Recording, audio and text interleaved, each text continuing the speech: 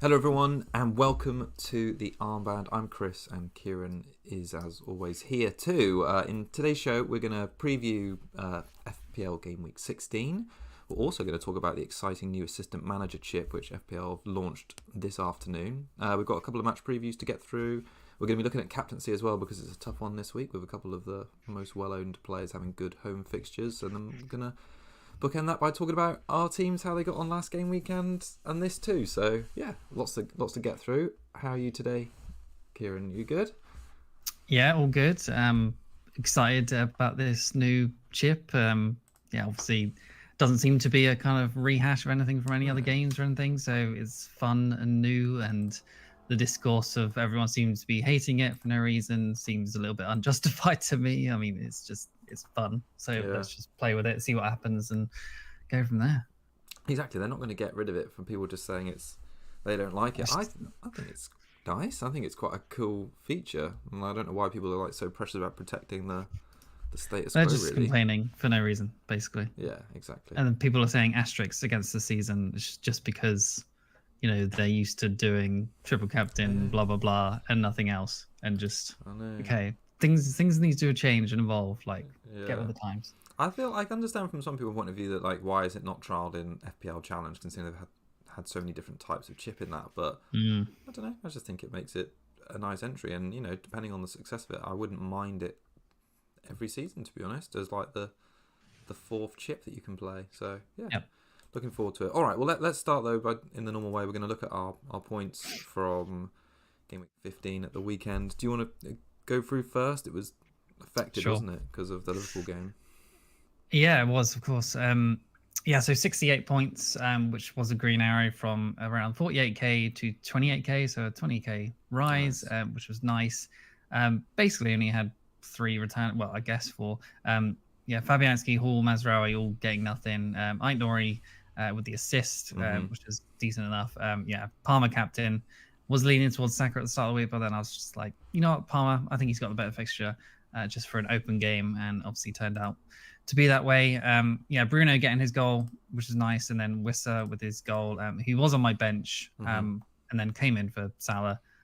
So all good there, I suppose. Cucurella again with an assist as well. Obviously at fault for 2 goals, but can't really blame him for slipping. So it would have been nice to get his extra 4 points, but you know, I never really expected him to play. Mazraoui at home to Forest, I always probably would have picked first, and then Hall, what was his fixture? Brentford away. Yeah, not great, but on paper you probably do play him there. Maybe you could get some attacking returns. Saka blanking, Rogers and sort of Vissa was my sort of ones where I was just like, which one do I play? Ended up not mattering, of course. And the Jackson move from Isak continuing to be horrible. So, the 2 weeks of Jackson, I've had 0 and 2, and Isak has got something like 19 points, and then the 2 weeks where I had Isak instead of Jackson, Isak got like 2 points, and I think Jackson got about 18 points. So that's hilarious to everyone except for myself, obviously. But a green arrow, can't complain, and just hopefully keep going. Yeah, looking really like nice as well. And when we get to team selection later, it's an interesting point because I feel like there's another 2 ways to go for a lot of teams this week because, well, for a lot of people, Mbeumo money's being invested into defence and attack, but you've sort of got that same dilemma with whether you should get a premium defender of a choice or a premium attacker. Onto my team. I only had 10 players play, which I only noticed when I took my screenshot of my team, which was because I had Trent and Salah already in place from the week before, so that was out, and I got really fortunate in that I had a double return off the bench. My Forest boys, Wood and Milenkovic, both came in and said at the time, like, Milenkovic had been threatening a goal from a corner, and I think he's got, after Gabriel, he's got like the second highest amount of shots in the box for all centre defenders this season, so maybe it was kind of due, and he's just a beast. So yeah, that worked out really well, but you know, I would have been happy with Trent and Salah play as well. Gabriel missed out, so I didn't get any bench cover. Dean was a shame because he was the only one of the back 4 that got rotated for that game, and then he missed out on that clean sheet. But otherwise I kept in Mbeumo because I fancied the fixture that week. and Palmer captain. I was close to Saka, and then I changed it after just having a look at the stats, and you and our mate George were both so set on him, and I was like, why? And I looked at it, and yeah, he was a lot more attacking, and yeah, Tottenham imploded. So yeah, it was an all right game week. Obviously, Wood and Milenkovic came off your bench. I know. Yeah, it's like I know. So, big points, and Flecken got me an assist, which Mm. I loved. So that was great. Yeah, it's all in all, it was all right game week considering I only had 10, and I halved my rank again. So I feel like I've just been nothing but fantastic. half in ranks since I got rid of Haaland. So yeah, long may that continue too. Right, let's just jump in. So just on screen share, because like I mentioned at the top of the show, we've only just obviously got news about this assistant manager chip. So I'll just read through and just perhaps we can just talk about it. So this is launching from Game Week 24, which is towards the end of January. It says the wait is over. Mystery chip is the assistant manager chip. It's got this sexy picture of what the UI will look like, which I love. Just a little assistant manager graphic there. All the subs next to it. It just says chip will become playable 24th of Game Week 24. When you activate it, you'll be able to choose an assistant manager for 3 successive game weeks. We were just discussing whether that means you'll be able to swap each manager. I kind of think so, because they're going to have a price attached to them, but yeah. I kind of feel like you just pick it for the 3 weeks, but not sure. But then the points are interesting how they scale. It says the assistant manager will get you 6 points for each win, 3 for a draw, 2 for a clean sheet, and 1 point for every goal. And then it just goes into some additional detail down here. It says if you pick a manager who faces a club ranked at least 5 places higher, which is, that's not much at the moment because the points at the moment are so even. In the Premier League table at the start of the game week, there's a possibility for an even greater reward. So an extra 10 points for a win, so 16 in total, or additional 5 points for a draw, which is still a hell of a lot. 5 points for a draw from a team above. So 8 in total. So is it better to pick a manager who's clever at the top of the table or one who's lower down? So that's pretty much what the chip does. And then they have this good article, which I just wanted to get some advice on which managers are currently getting the most points. And obviously this is on the Premier League website, or Fantasy Premier League website, so you can have a look at it. But it says, an assessment of the first 15 game weeks shows how the table bonus element of the assistant manager chip works and how it can play a part in the returns of your team. So it's got a table down here showing most FPL points for managers in 2025. So they've sorted by the best 3 game week score, which actually, to be honest, does sort of imply that if you do pick and stick with one, then you get that. So it's quite a big... Harry's saying in the chat that you can swap, apparently. Oh, so yeah, I kind of read it like you swap as well, to be honest. Although, how does that work with the 3 game week score? Like, it probably doesn't, does it? How do you mean?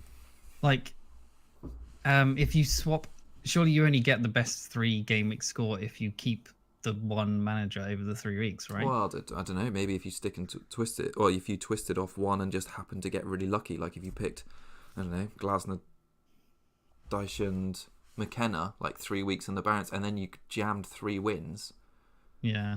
Yeah. Okay. I suppose. You see what I mean? Yeah, you get the combined. It's not tied to the manager. Yeah. I mean, I'm sure there's going to be the points. Yeah, there could be loads of projections on it, but then at the same time, you could play it safe for 2 of the 3 weeks in picking slot, bank some points, and then if you're feeling really punty in that other week because you've got to play it in that block, then that's the week that perhaps, I don't know.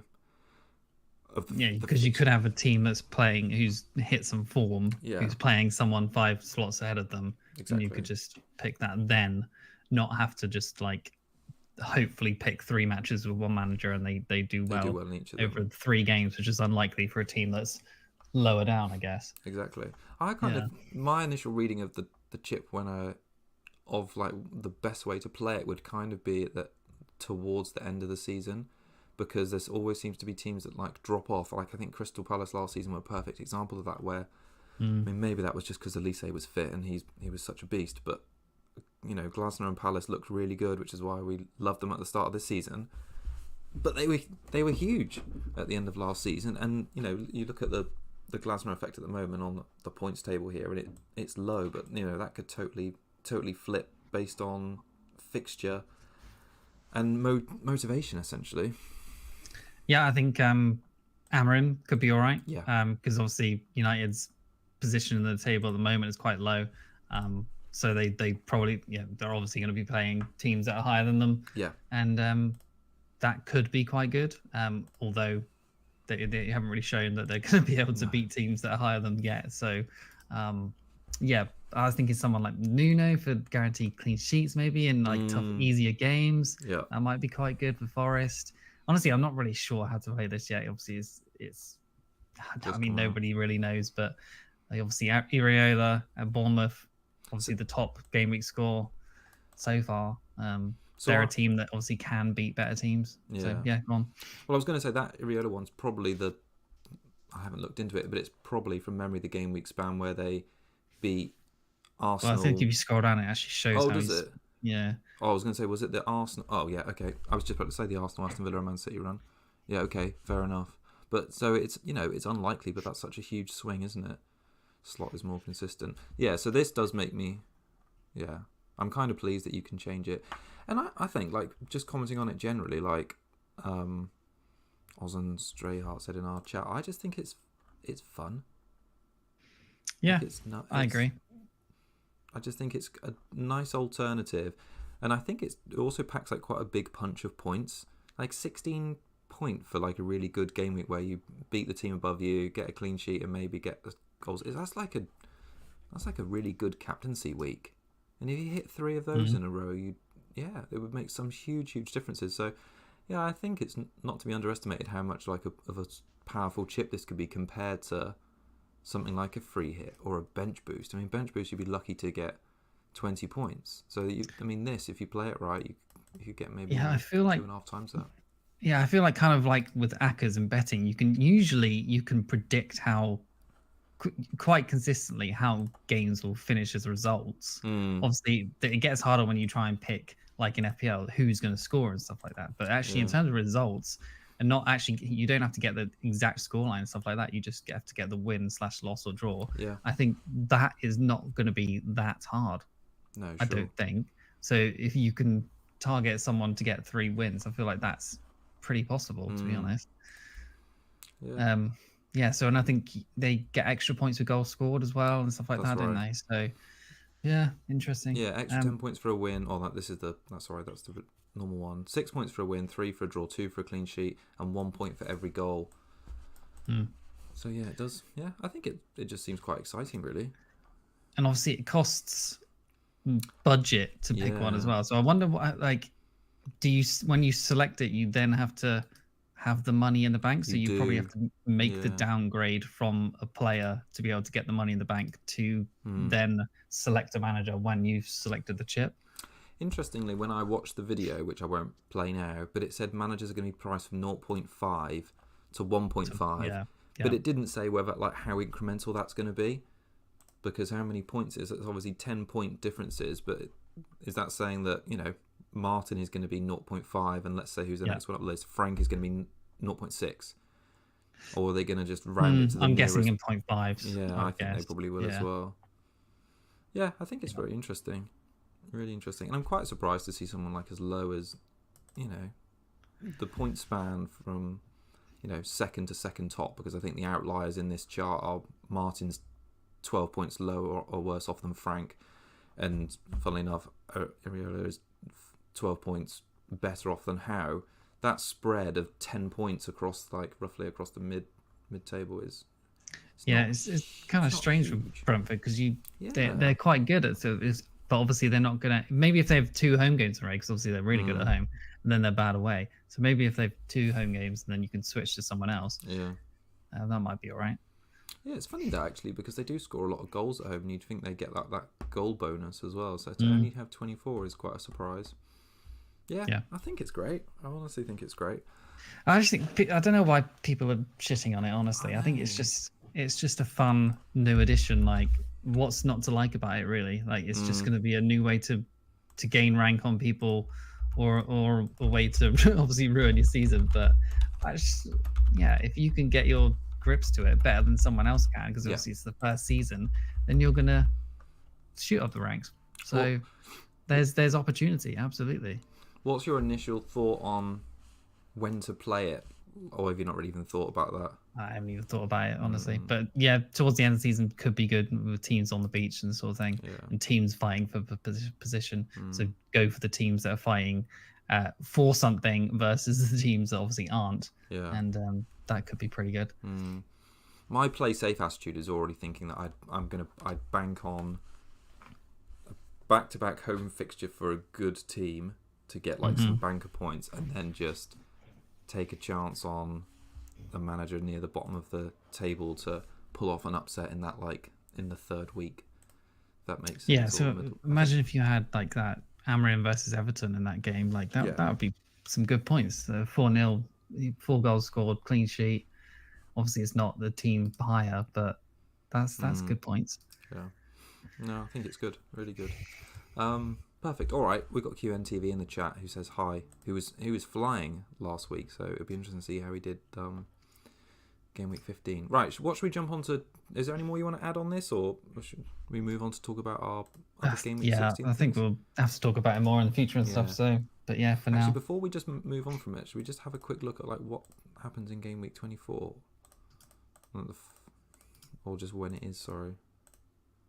It's the 1st of February. What week it is? Yeah. Yeah. Okay. All right. That's got a few. Yeah, quite a way off really. 8 game weeks still. All right. Well, let's just jump into our normal content. Should we start with some match previews? Do you want to talk about the strangely fixtured Sunday night games? Yeah. Is it the Chelsea Brentford one? Is that one? Okay. Yeah. Okay. So, team form wise, Chelsea 4 wins, 2 draws in the last 6. 15.68 xG, which is first of all teams at the moment. Their XGC is at 9.3, which is 13th of all teams. So yeah, defense obviously quite a bit worse than their attack. And then Brentford, which is obviously good for Brentford considering they haven't been great away from home, but they are scoring goals. So Brentford's form 3 wins, 2 losses, 1 draw, 7.71 xG, which is 9th.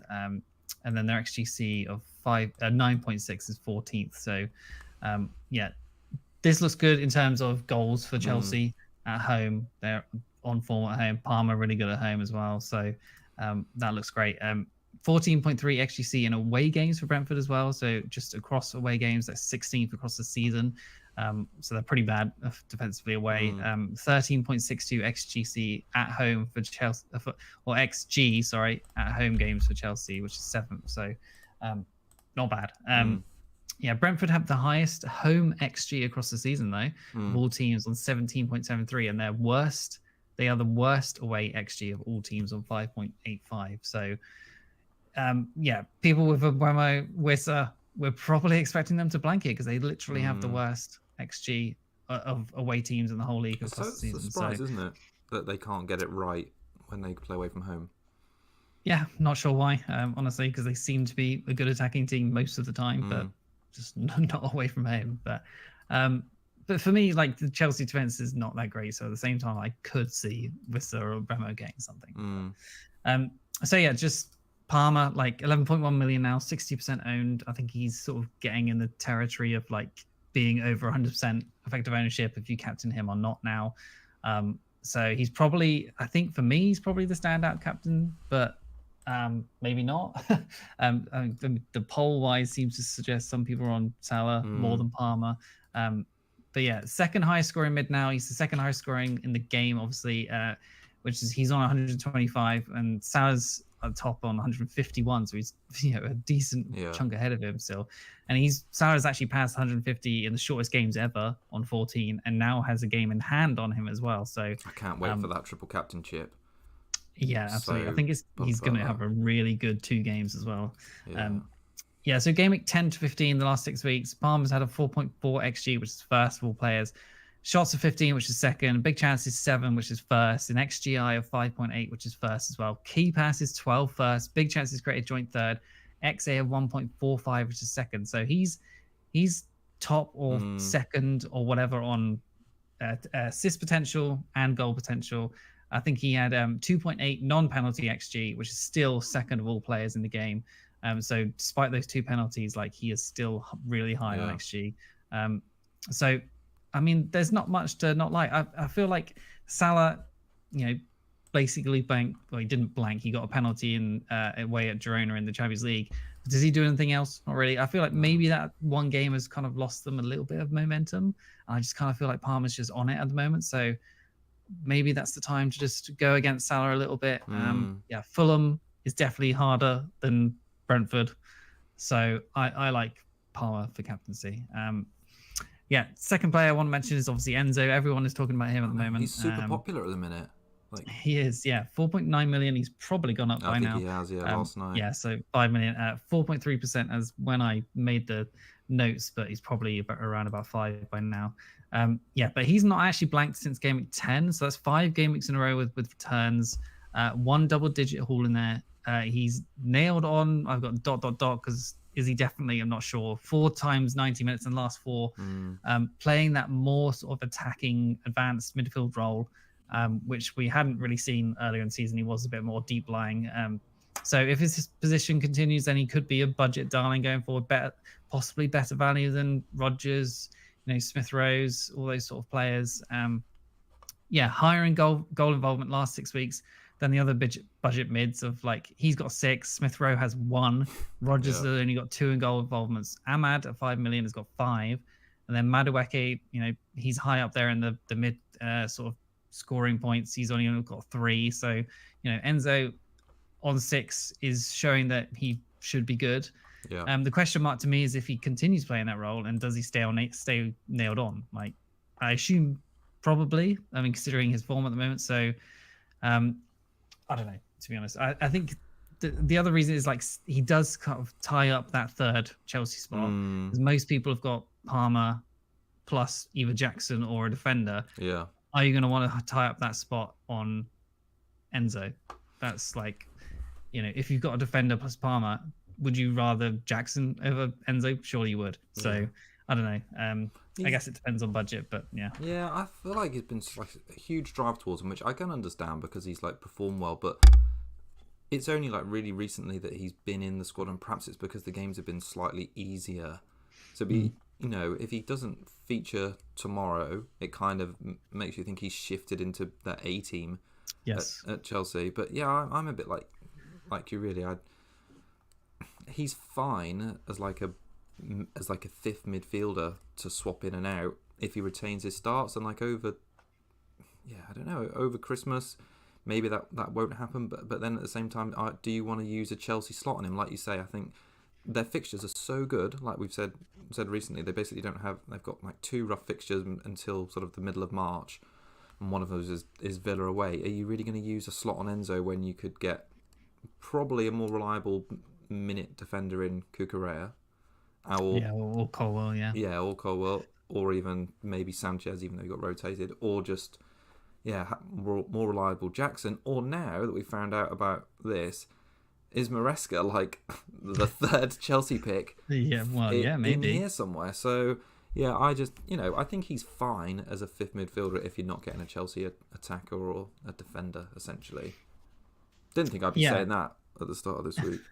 Yeah, our friend George has gone triple attack. He's got Palmer, Jackson, and Enzo, which is God, I just that would stress me out. I just I mean, I kind of don't mind it because like he is just good value. It means you get Trent and stuff like that, and double Arsenal defense he's got as well. He's got Trent as well, and he's got all the other premium mids. So yeah, if someone from a good team, like if kind of like with Lewis, like when he was cheap and playing in a really good team, then those players offer value, don't they? So I think he's a perfectly fine pick, but for me personally, Jackson, Palmer plus a defense is probably a little bit better. And we'll probably talk more about captaincy at the end actually, so perhaps I won't mention about Brentford and scaring you. Okay. Is there any more you want to add on Brentford? Oh yeah, so and Bremo. So his ownership has obviously dropped drastically as loads of people have kind of dropped off him because he was looking terrible, and obviously people who held him got that 13-pointer. So he got 5 games in a row of under 0.1 xG combined. That's so crazy. he did finally do something. And his role still seems to be kind of wider than usual, but his heat map does suggest that he's often the furthest forward. So maybe he's just been unlucky and just not getting the ball. I mean, I don't know. But yeah, 5 of the next seven matchups suggest like tough defensive matchups. Like obviously Chelsea, Forest, Arsenal, City in there, but they are all conceding goals at the moment. So maybe it's not the worst hold but he's probably a sell, I would think. Yeah, Chelsea this week possibly could score, but is away. Forest, not great. Arsenal, not great. City, yeah, could score. I think they've historically been fairly okay against City. So, yeah, I don't know what do you own him still? Yeah, I still got him. Yeah. What are you doing with him? Well, I think I'm probably going to bench him this week because my other sort of swappable midfielder is Semenyo, and he's got West Ham. So I think that's quite an easy decision this week. And like you say, I don't mind him for that Forest away game. The Forest home game in game week 17. Yep.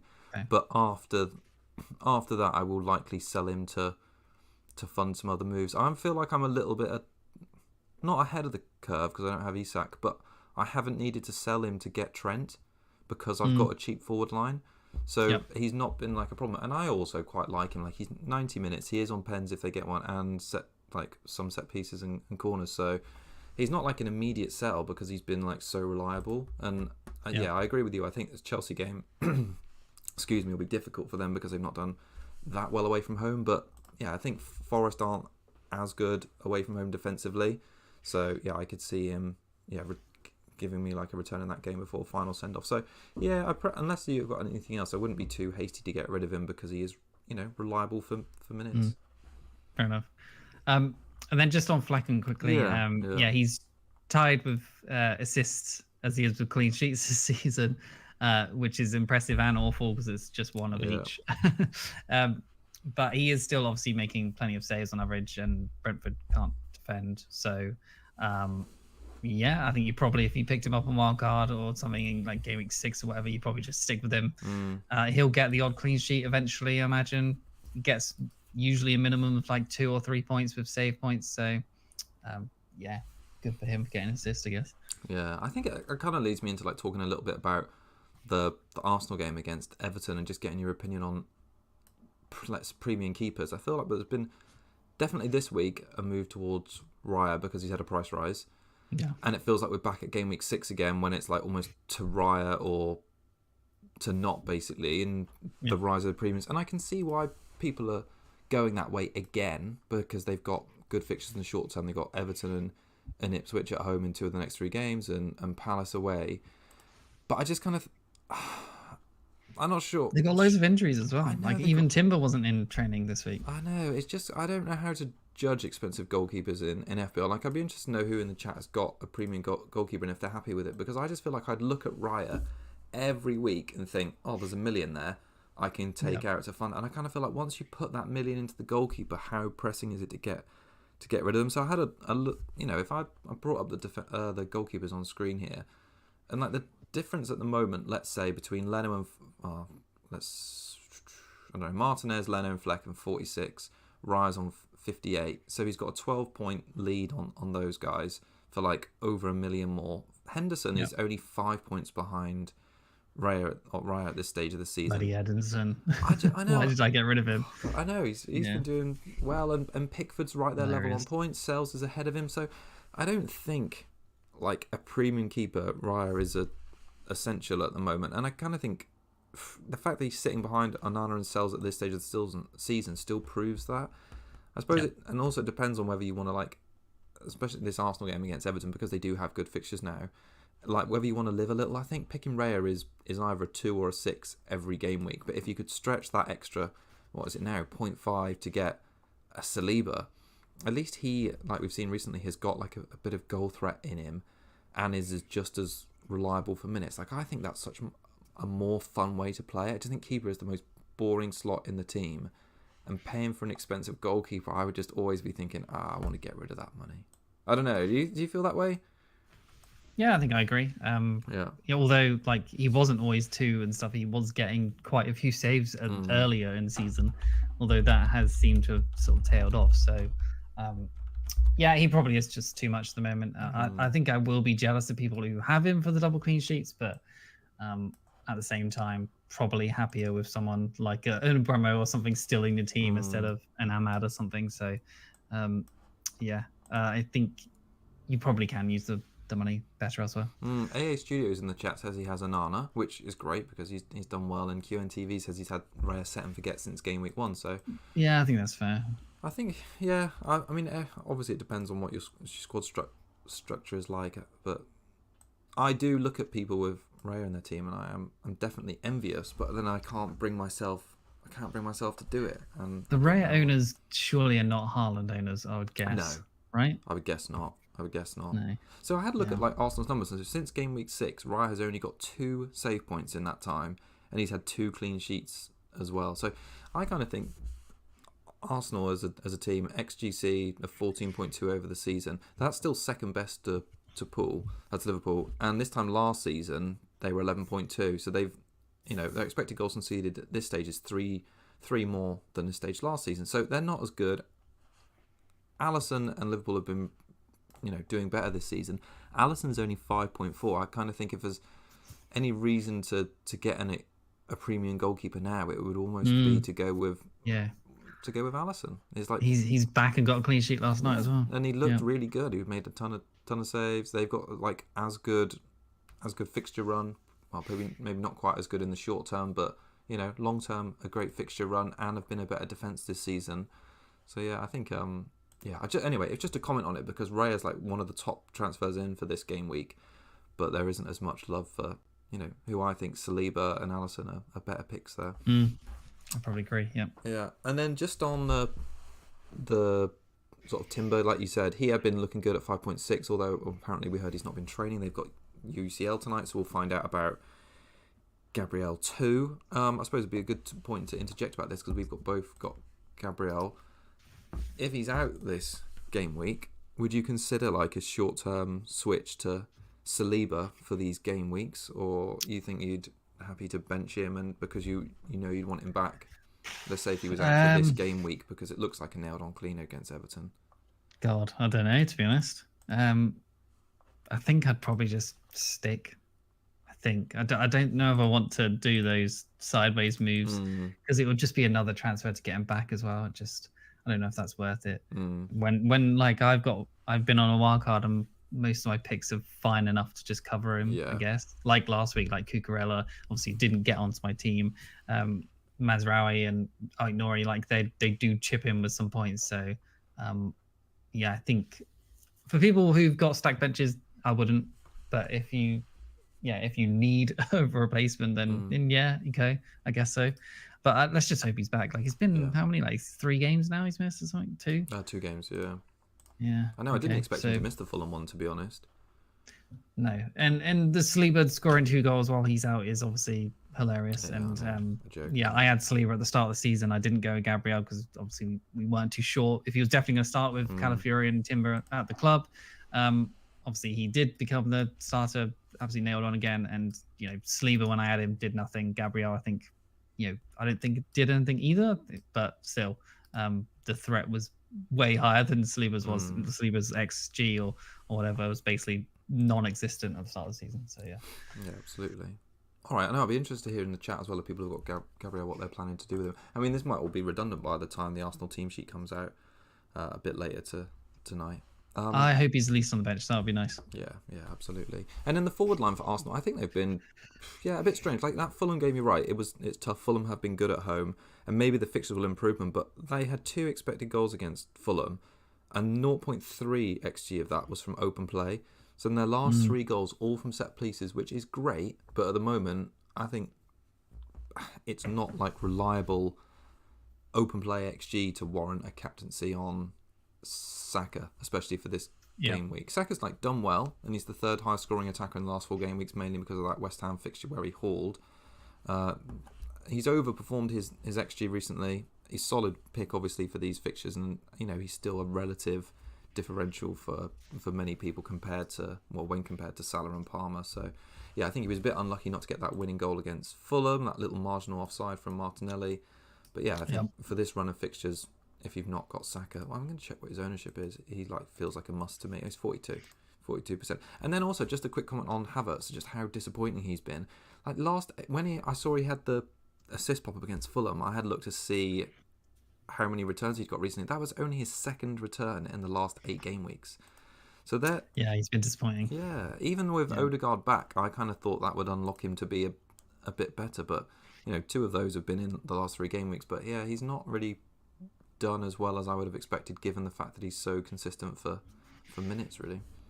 I think he's got the fixtures now to hit a run of form Yeah. again. Like he does do that, go on a little bit of a hot streak. So, yeah, I could see that happening.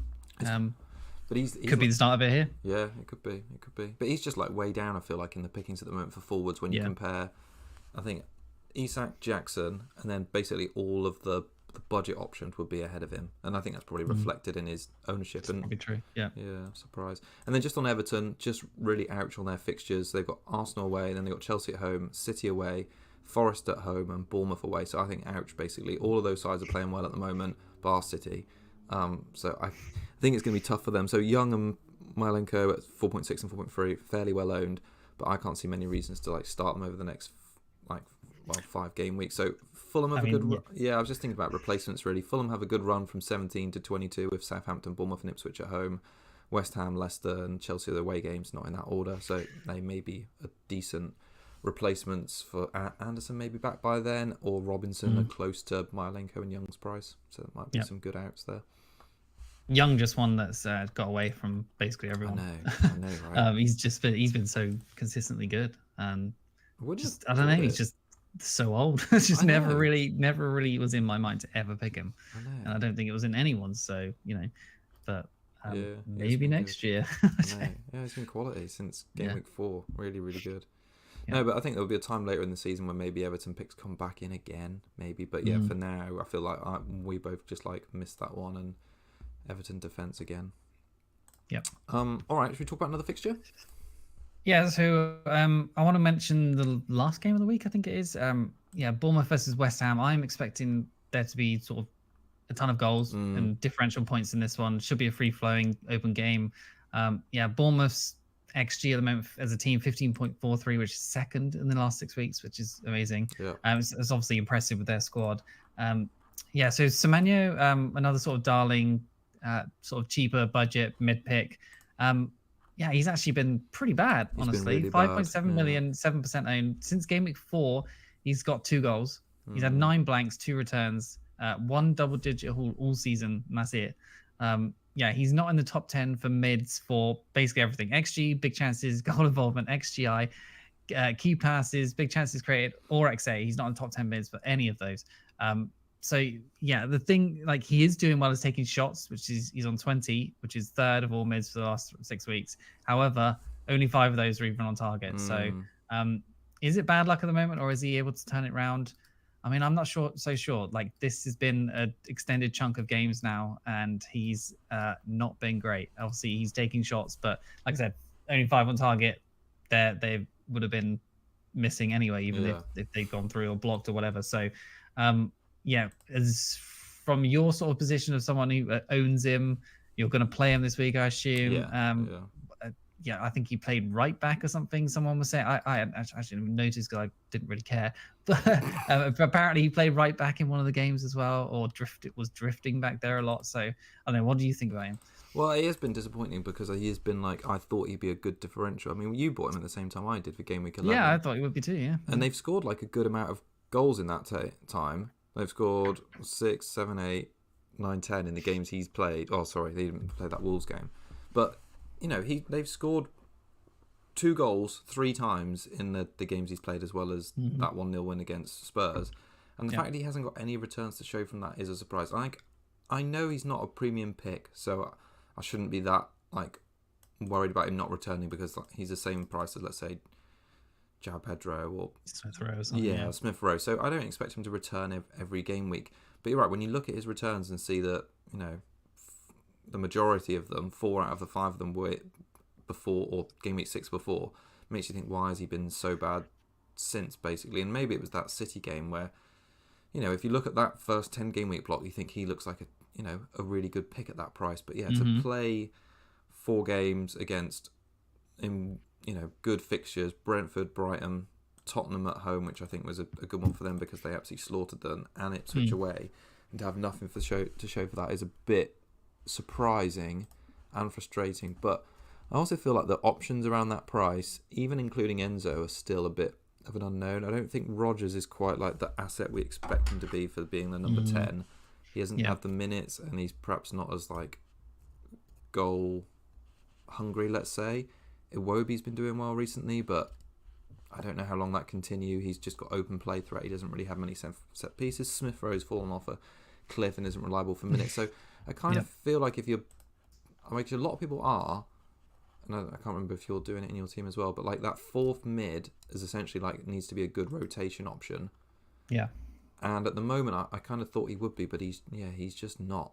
But there isn't really many better options. So. I think he just if he could have just popped up in a game or two with like an assist and he got like a 5-pointer or something, you think he's just a little bit his floor is a little bit higher, Yeah. But his floor is just blank. It seems like minute.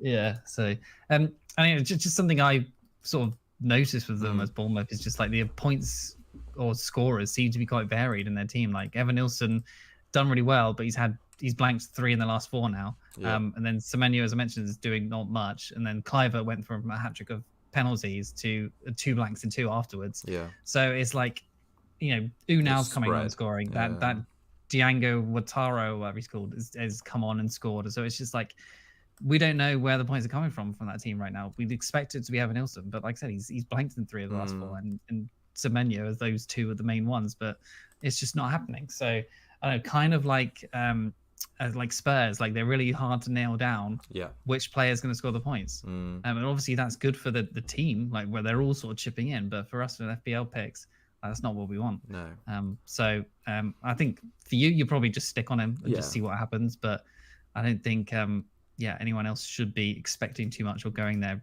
really anytime soon. No. And then just the other guy worth mentioning, I think Bowen, obviously doing well now, 7.4 million, 6.8%. So he's a decent differential. I think people were talking about him a few weeks ago and probably have done well if they did go there. He's 7th highest scoring mid now on 73. More than Diaz, who's obviously was an early season darling. Bruno, he's on more on 72. Johnson, who was in loads of people's teams for ages, was on 71. So yeah, he's gone up ahead of all those guys. So 2 double-digit hauls, 5 single returns, 4 goals, 5 assists. Good short-term fixtures with this Bournemouth game, Brighton at home, and then Southampton away. But then he's got Liverpool and Man City back-to-back after that. So tough. 18 shots, which is 4th, 13 key passes, 5th, 1.5 XA, which is 5th. But then he's not in the top 10 for XG, big chances, or big chances created, which I don't know how that really makes sense for big chances created when his XA is 5th. So I don't know. But yeah, Bournemouth's defense has got 6.6 expected goals conceded, which is 4th best in the last 6 weeks.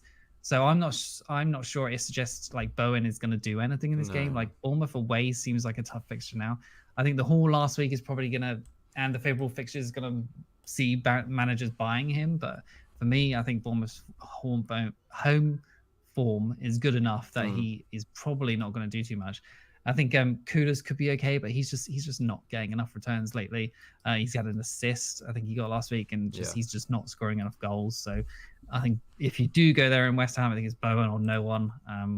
Maybe one of the defenders could be all right, like Emerson or something like that. But yeah, Fabianski hopefully get some save points because I'm definitely not expecting a clean sheet. So I think Bowen is a good pick, but possibly not for the foreseeable. Like the 2 after this week I think are good, Brighton and Southampton, but then after that, like I said, bad.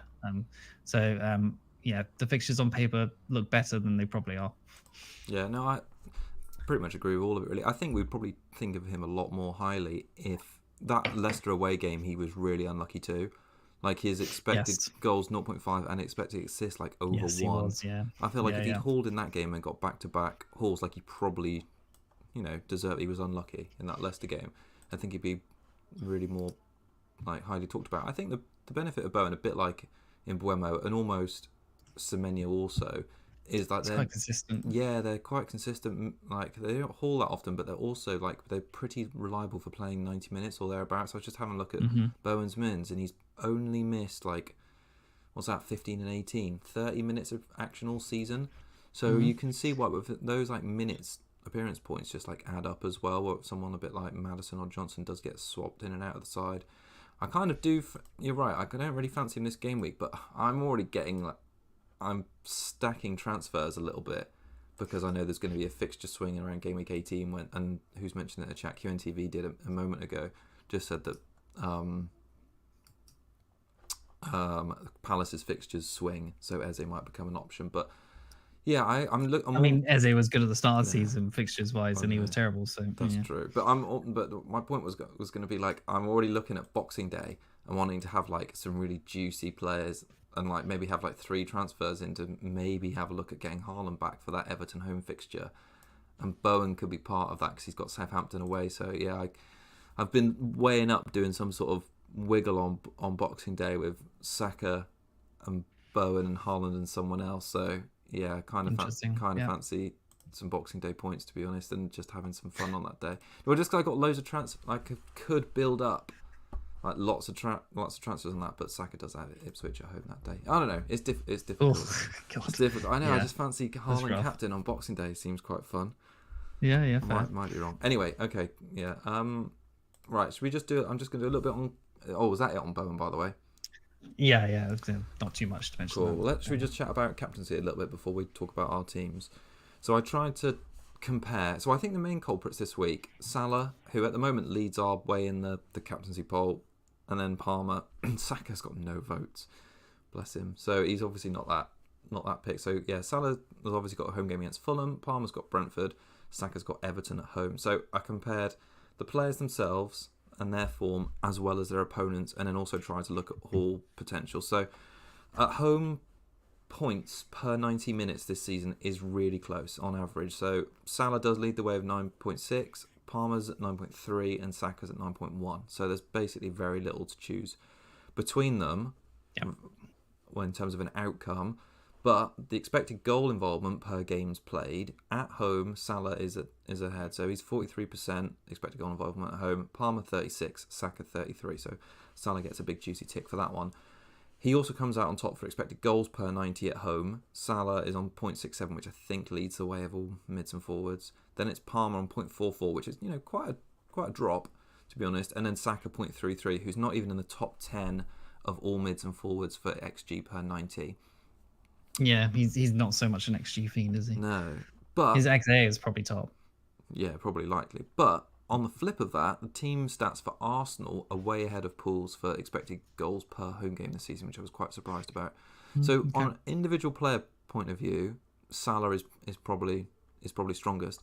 So then I had a look at all the opponents. So I was a bit like you said at the start, like Brentford being bad away from home. They're quite close. The expected goals conceded per game on average away from home is very close. Everton of 1.4, Brentford 1.3, and Fulham 1.2. So not a big disparity, like I say, expected. And if you consider that Brentford have basically, let me see if I can bring up the teams they've played away, because I know they've had some hard fixtures, that they have played like the roughest teams away from home. They had Liverpool away, City away, Tottenham away, Man United away, and Aston Villa away. So they've had some tough away games.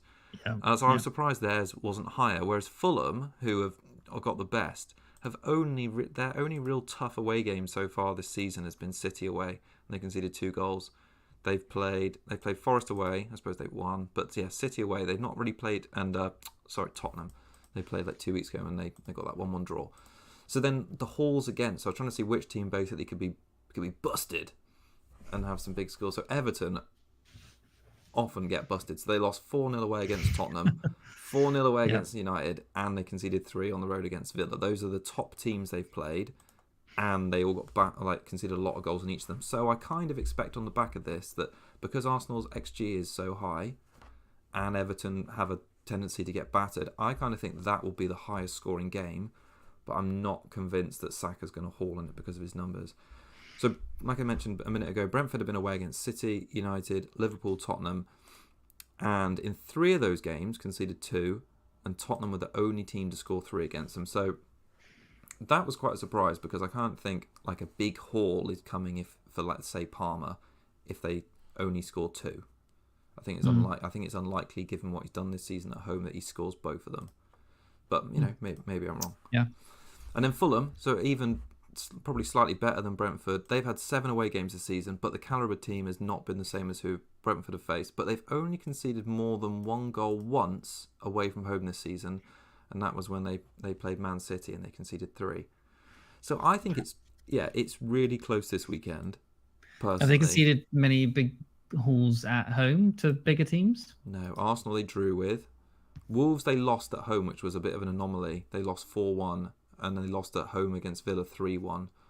But they have been quite consistent. But I would argue that their fixtures have been slightly fairer than the other teams. Like they've played, I think, just because they've played Arsenal at home. But I think it's really tough. Really tough. Who's your best team out of those three? Just generally the best team? Probably Fulham. Fulham. Yeah, then Brentford, then Everton. So yeah, I think the Arsenal game is going to be the highest scoring game this week, and I don't doubt that. And then I kind of think Brentford Chelsea is going to be a lot closer. I kind of feel like that's a 2-1 kind of game. And then Fulham, I kind of think is like a 1-0 Liverpool. Yeah, maybe a 2-0. I don't know. I just think it's really close this weekend. And maybe because it's close, the difference won't be too high, which was probably back to my first point, which is the average points at home, where it's basically all of them average 9 points at home. Yeah, Salah's like on top for XG and expected goal involvement expected and points per home just. So maybe Salah on that. I'm guessing what you're trying to say is that you're leaning towards Salah rather than Palmer. Yeah, absolutely. Yeah. Well, he also has, the big thing for Salah, I think, is his XG is higher than Palmer. So let's see if I can just get the at home points up. Yeah, basically. What was your initial thought was Palmer, wasn't it? Yes. And I don't. XG per home game, Salah's got 4.6 over the course of the season. Palmer's got 3.9. And then XA, Saka is top of everyone, 2.7. I don't think Palmer and Salah even in the top 10. Salah's expected assist over the course of the season at home is 1.5 and Palmer's is 1.7. So, yeah, I just think at home Salah has been a beast, and I don't know, maybe it's a bit overthinking to go against it. Don't know. Yeah, you could be right. Don't know. But then you make a good point at the start of this that they didn't look so switched on against in the Champions League game last night, and it just took a penalty for them to win. Yeah. But I thought that one game off might have affected momentum a little bit, and maybe it did because they only had to win by a penalty. But obviously during a away cold sort of December night, maybe not the easiest game you could ever go for. So. Home. I don't know. I liked Palmer just because of form. He's looking confident that the Panenka is just going to make his ego go even higher than it probably already is. Yeah. Probably got a nice chippy tea afterwards, like he loves. Not the salt and pepper chips. I think it is. He doesn't like those with the Chinese. So, it's just. I think form. But at the same time, Salah obviously does have form as well. So I may just like Chelsea in general at the moment just feel like a team that are like confident as hell as they possibly could be right now. So there's something about the kickoff time as well which makes me think Palmer's good, which is ridiculous because you can't measure kickoff time. But like 7 o'clock on a Sunday, it seems like a night game. It's just got like that added extra couple of points to it.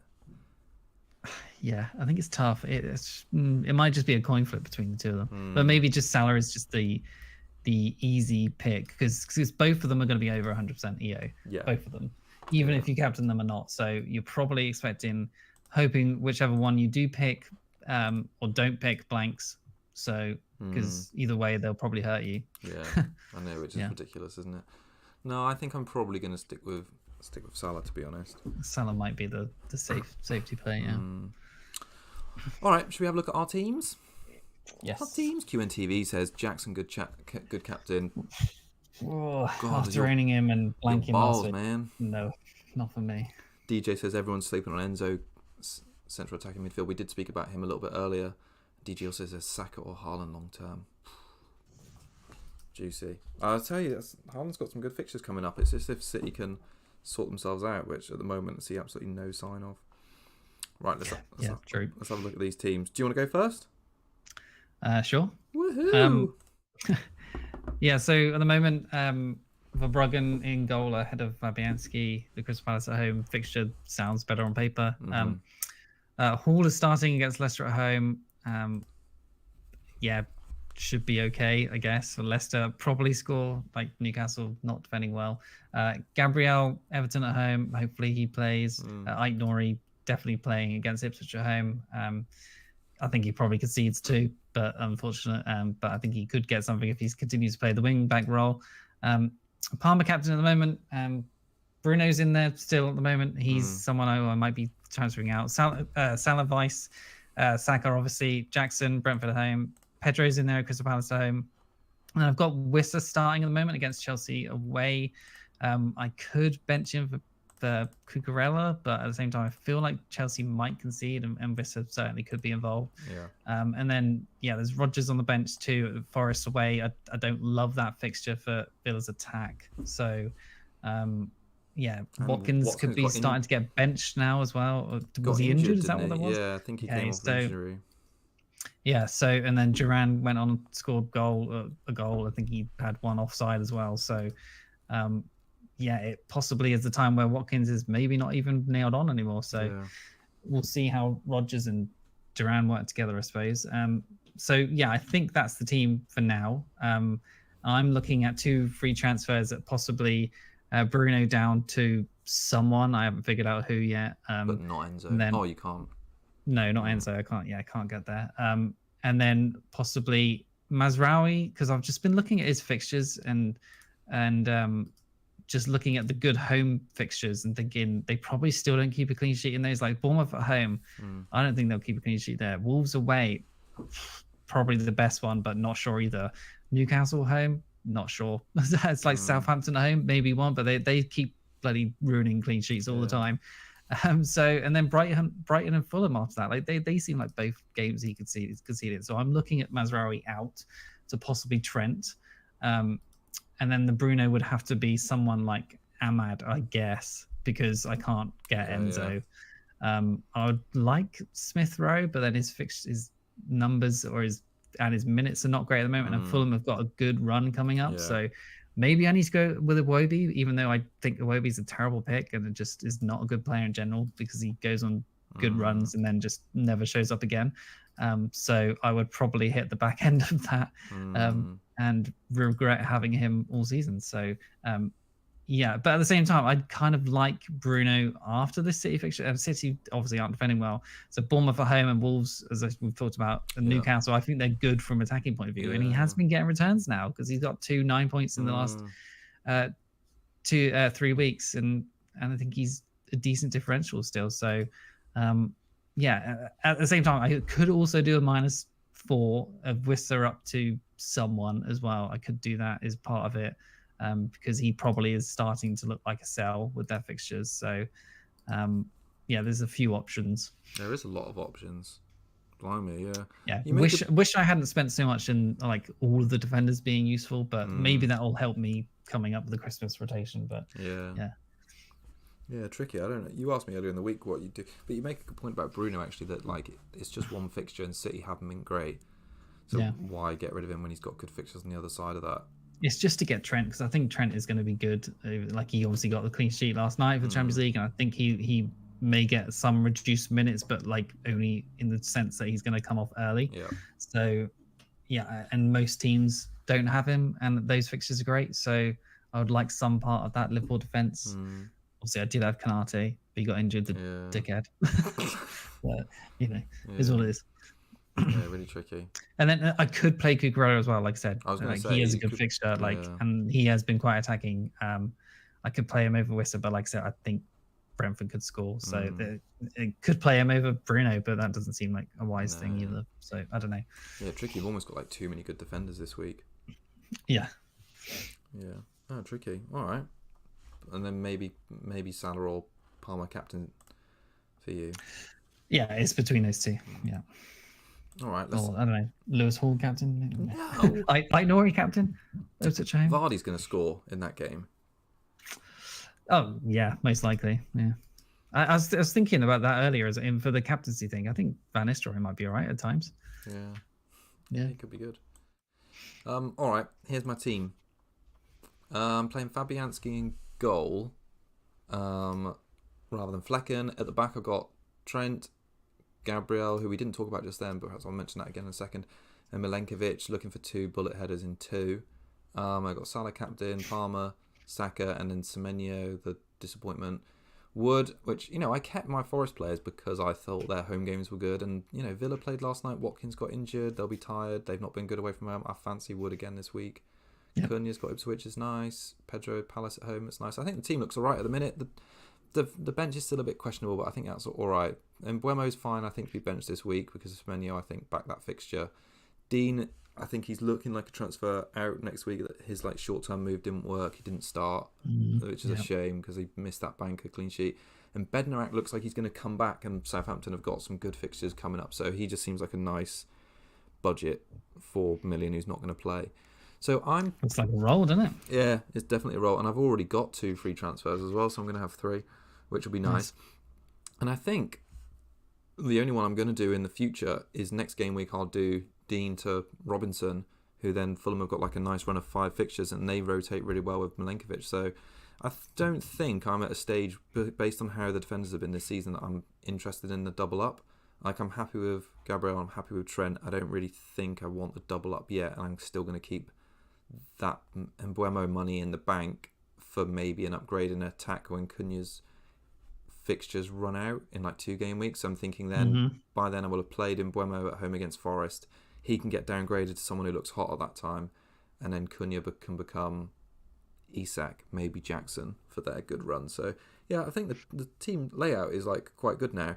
So I was just going to make the point on Gabriel. I kind of think that if he is injured this game week, or he's out, I mean, we should know that because theirs is the first game of the game week at 3:00. I'll just get Saliba, just because I kind of think that looks because I've got 2 free transfers and I can maybe reverse it in a couple of weeks. Don't know, because I just don't fancy Dean as a replacement, and I don't fancy Bednarak. So yeah, fair enough. There you go. And then Salah captain. You're in a good spot. Yeah, I think it looks all right at the minute. Yeah, better spot than me because I want Trent.